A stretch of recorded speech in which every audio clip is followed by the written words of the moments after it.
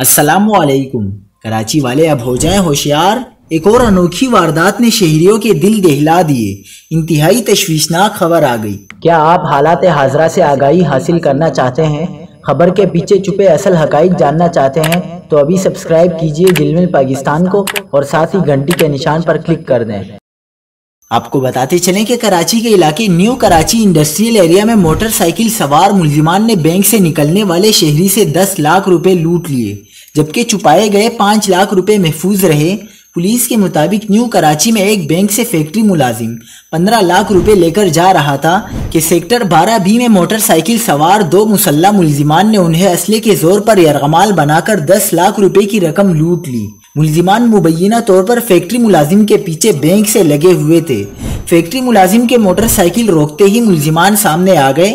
ملزمان نے مکمل تلاشی لے کر رقم کے 2 پیکٹ نکالے۔ پولیس کے مطابق چھپایا گیا 5 لاکھ روپے کا ایک پیکٹ محفوظ رہا۔ عینی شاہدین کے مطابق رقم چھین کر فرار ہونے کے دوران فیکٹری ورکر ہاتھ جوڑ کر رقم واپسی کا کہتا رہا، مگر ملزمان واردات کے بعد فرار ہو گئے۔